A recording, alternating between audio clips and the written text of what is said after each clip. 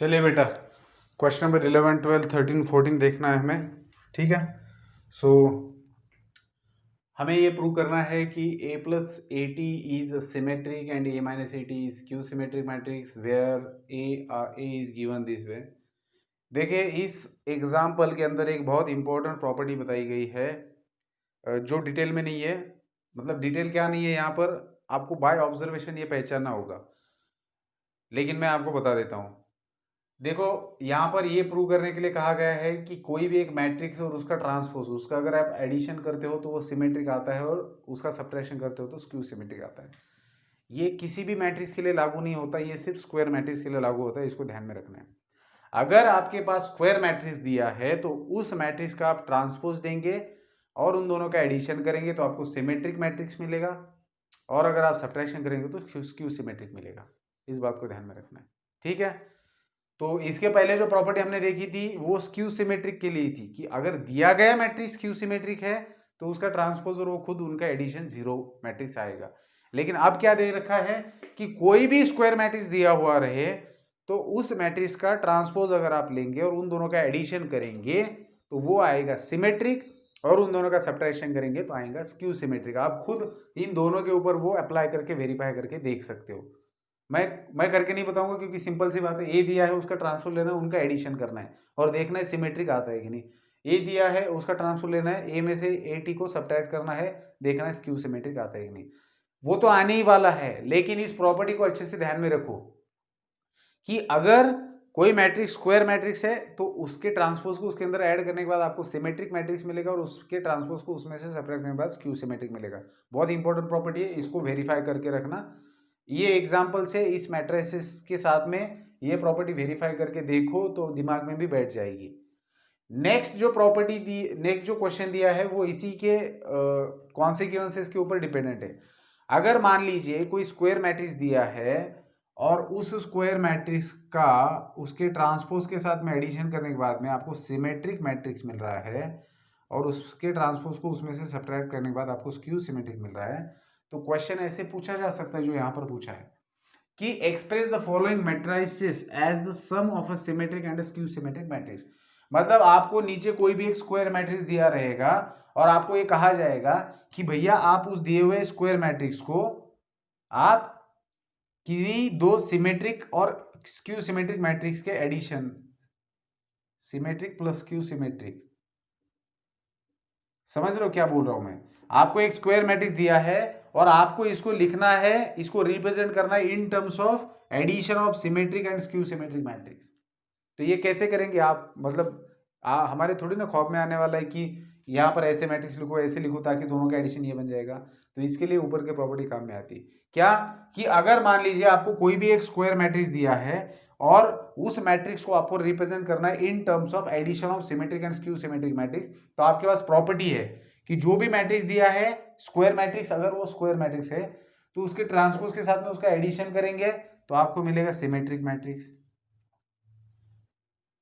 ठीक है, तो आपको सिमेट्रिक चाहिए था, सिमेट्रिक मिल गया, प्लस उसमें से सब्ट्रैक्ट करेंगे तो आपको स्क्यू सिमेट्रिक मिलने वाला है, वो भी आपको मिल गया। अब आपको करना क्या है, बस इसको पूरे को हाफ से डिवाइड करना है ताकि आपको ओरिजिनल मैट्रिक्स मिल जाएगा। ठीक है, तो इस प्रॉपर्टी को ध्यान में रखना है आपको।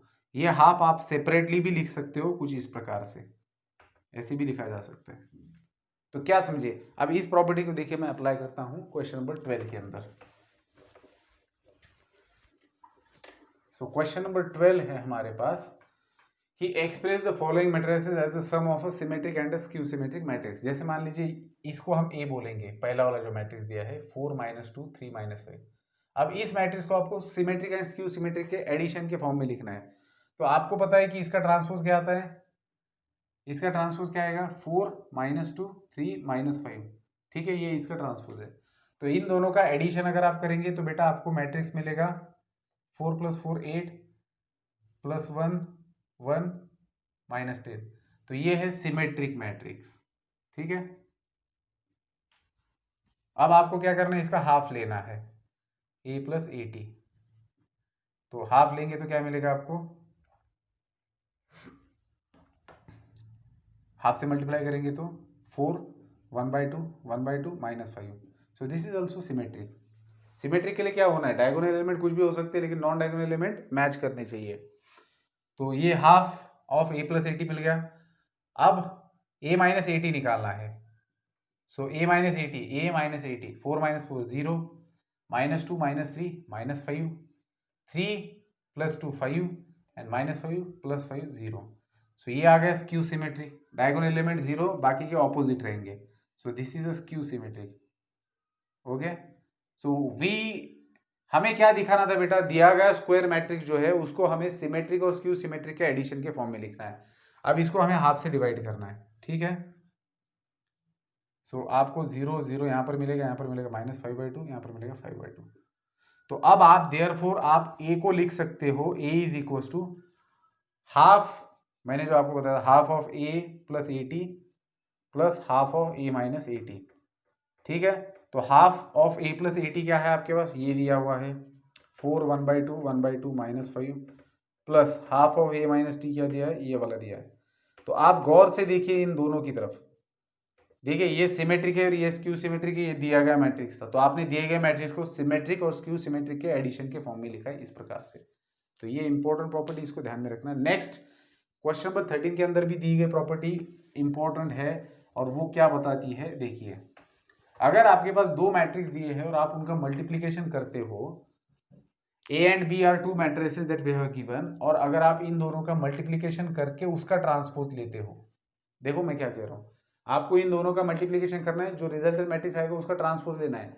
तो बेटा ये इक्वल होता है किससे, आप सेकंड मैट्रिक्स का पहले ट्रांसपोज ले लो, फिर उसको मल्टीप्लाई करो पहले मैट्रिक्स के ट्रांसपोज के साथ में। ये प्रॉपर्टी है, तो अच्छे से ध्यान में रखना है प्रॉपर्टी। जैसे मान लीजिए मेरे पास m और n ये दो मैट्रिक्स है और मैं इन दोनों का प्रोडक्ट लेके इनका ट्रांसपोज ले रहा हूँ, तो ये किसके बराबर रहेगा, तो जो प्रोडक्ट के अंदर जो सेकंड मैट्रिक्स है उसको पहले लेना है, फिर उसका ट्रांसपोज इनटू जो फर्स्ट मैट्रिक्स है उसको सेकंड टाइम लेना है उसका ट्रांसपोज। तो ये प्रोडक्ट का रूल है, आप इसको खुद वेरीफाई कर सकते हो। और लास्ट के अंदर जो दिया है that is not generalised property, this property holds, this holds only for this particular example, ठीक है। तो आप लोग इन सारी चीजों को अभी प्रूव करके देख लेना है और इन प्रॉपर्टीज को अच्छे से ध्यान में रखना है, ठीक है। ये वाला भी आप खुद वेरीफाई कर सकते हो, इन दोनों का प्रोडक्ट ले लो, उसका ट्रांसफर ले लो और फिर ये चीज करके देखो। तो जितनी भी इसके अंदर प्रॉपर्टीज देखिए बेटा उसको अच्छे से ध्यान में रखना है आपको, ठीक है। तो इसके ऊपर के ऑब्जेक्टिव एग्जाम्पल्स आपको सॉल्व करने हैं, ठीक है ना। तो अब यहाँ पर ये टॉपिक मैं खत्म करता हूँ जो कि 11th के पार्ट से था मैट्रिसेस। नेक्स्ट हम लोग जो देखेंगे वो 12th से रहेगा मैट्रिसेस, ठीक है। गुड बाय, मिलते हैं नेक्स्ट वीडियो में।